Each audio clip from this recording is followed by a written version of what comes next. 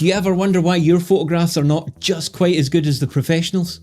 Well, in this video, we're going to look at 7 pro level tips that you can learn in literally minutes. So let's get after it.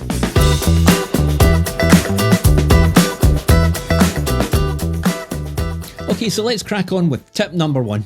Now, I live in Scotland, as you know, and that basically means when you wake up it's dark, when you leave for work it's dark, and when you come home from work, guess what? It's dark.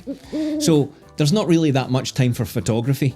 And that means, unless you're taking photographs at the weekend, you have to put your camera away until spring. Or does it? It is actually possible to take some really good and creative photographs in almost total darkness, and the only thing you need to know is how to use the bulb mode on your camera and one of these, your mobile phone. So here's how we do it.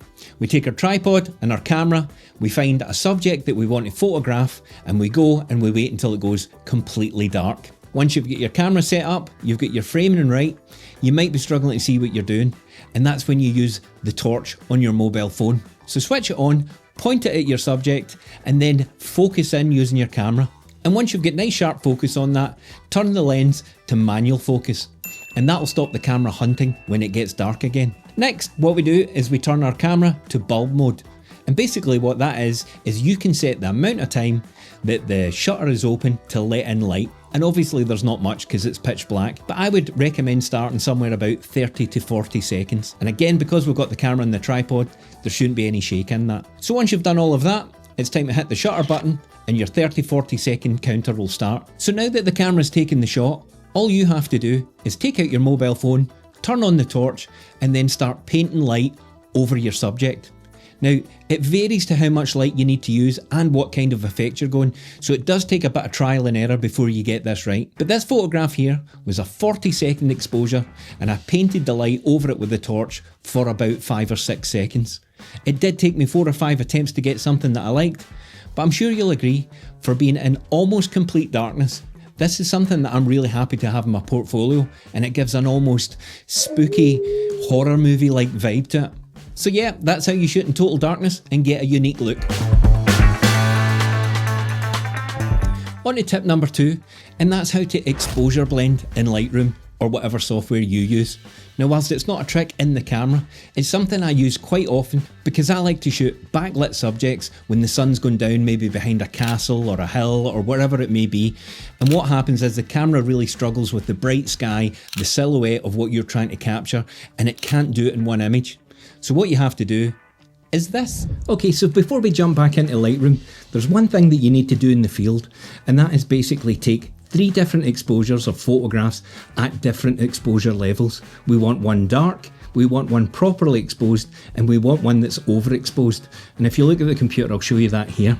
So this is my base image. It's dark, and the reason it's dark is it's retained all of the information and colours in the sky.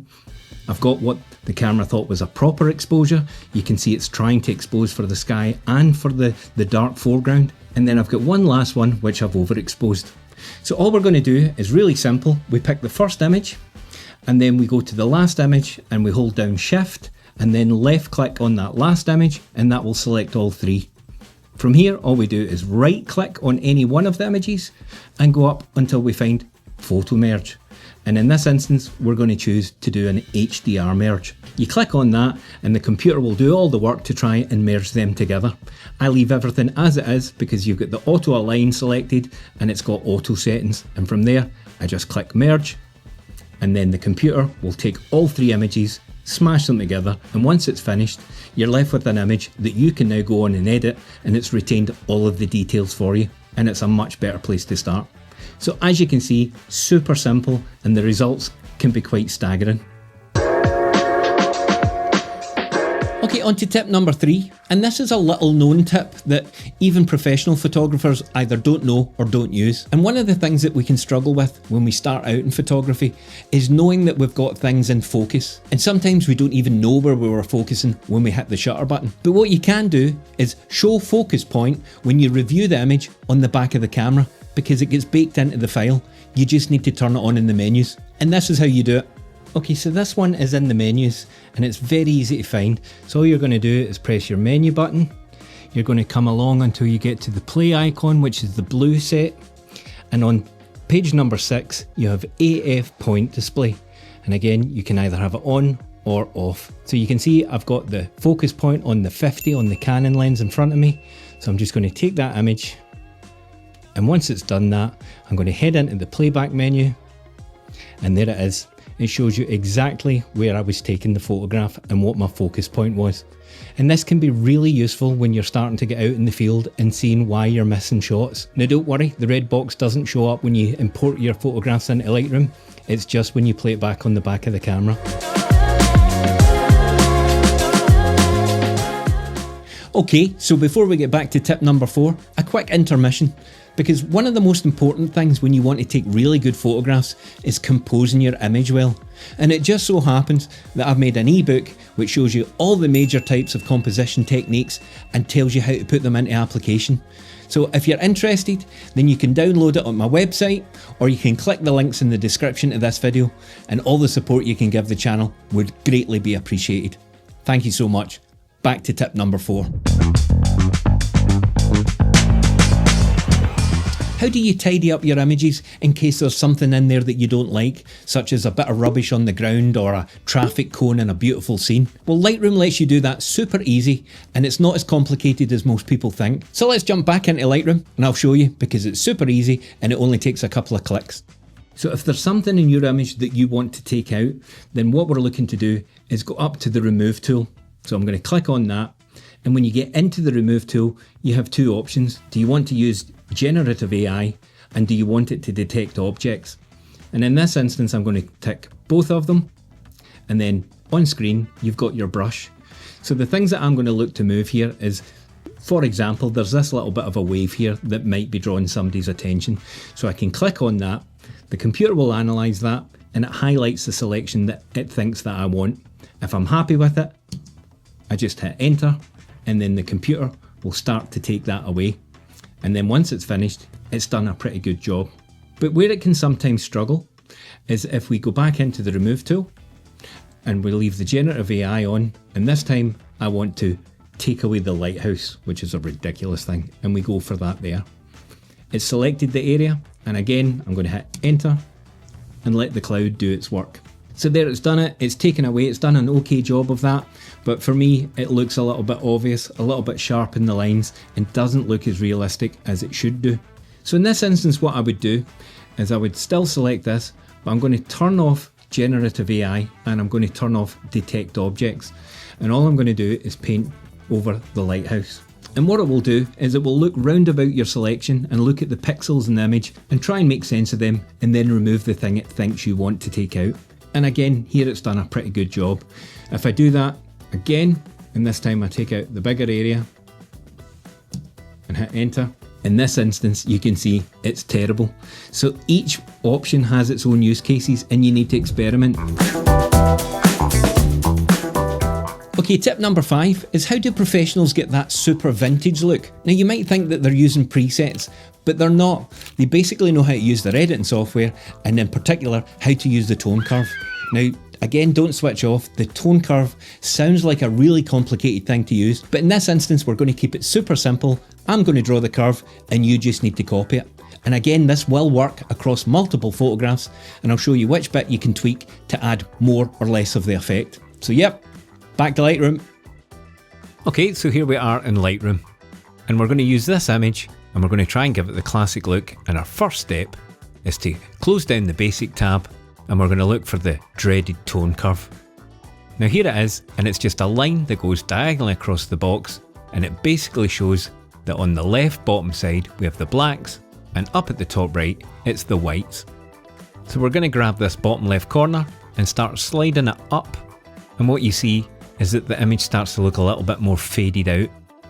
And what we do to counter that is go into the shadows, click on the line and start to pull it down, and it creates a new point. And then we do the same up in the highlights and push that back up until we've got a nice S-curve. And if you want to increase the strength of the effect, just grab that bottom left point and push it further up until it's what you want. And to copy this over other photographs, all you have to do is remember the shape of that curve. Easy. Okay, so we're nearly there. Last 2 tips to go, and these are my 2 favourites, and they're probably the ones that will make the biggest wow factor in your photography. So let's move on to tip number 6, and that's how do you get a blurry background or a blurry foreground, commonly known as depth of field. Now, a lot of folk think you need to get close to your subject, put it to f1.2, take the photograph, and that's it. Now, an f1.2 lens will make the job a lot easier, but you can do it with an f4 or an f5.6 or even f6. f6, is that a thing? And it's all to do with the relative distance between you, your subject, and the background. So what you need to do is get a lens that lets you zoom a little bit and move further away from your subject and then zoom in to frame it. So you've now created that distance between you and the subject, but because you've zoomed in, it seems nice and big in the frame. And because there's a bit of distance between the subject and the background, the fact that you've zoomed in compresses that image. It feels like it's pulled the background in, and that's when we start to see it go all nice, soft and bokeh. So this tip also works with foreground. So if you want to have a bush or a flower bed right at the bottom at the front of your image, you then set your subject a little bit further back from that, and then again the background will then get pulled in when you start to zoom the lens, and that's when you start to see softness not only at the back of the image but also at the front of the image. So it seems super technical, but it really isn't. And even if you don't have a zoom lens, try get a little bit further away from your subject, take the photograph, and you can crop in and post, but the effects won't be quite as dramatic.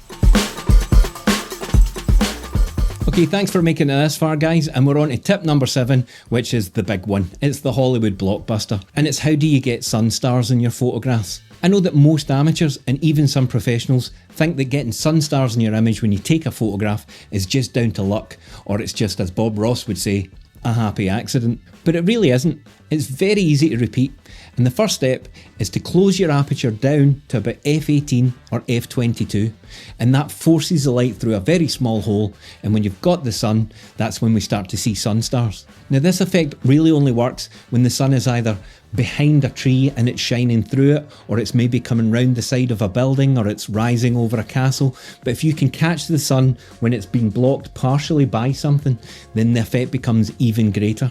And one final thing, the amount of sun stars that you get depends on one thing, and that's how many blades are in your aperture.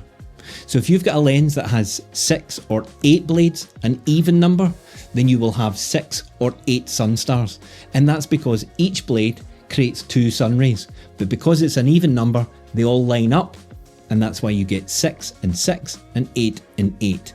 Does that make sense? Anyway, if you shoot with a lens that has 7, 9 or even 11 blades, then it actually doubles because the aperture blades don't line up and you get 2 sun rays for every blade. So again, if you're shooting with a 7 blade aperture, you get 14 sun rays. So I hope you've enjoyed that, guys, and you found some stuff in there to be really useful, and also maybe give you a bit of motivation to go out and try some of these new tips, or even just get a little bit more involved in your editing software. So you should definitely spend a wee bit of time getting used to them, put them in your toolbox, and the next time you're out taking a photograph, then you can pull them out as and when, depending what the scene is. So if you've been watching this video and thinking, well, that's all well and good, David, but I take my photographs with a mobile phone. I get that, but you might be thinking it's time to move in and buy a proper camera with interchangeable lenses. And if you're thinking about doing that because it's Christmas, then I would watch this video here, because I review the Canon R7 and it is absolutely mind-blowing and it won't break the bank. Thanks for watching, guys, and I'll see you in the next one.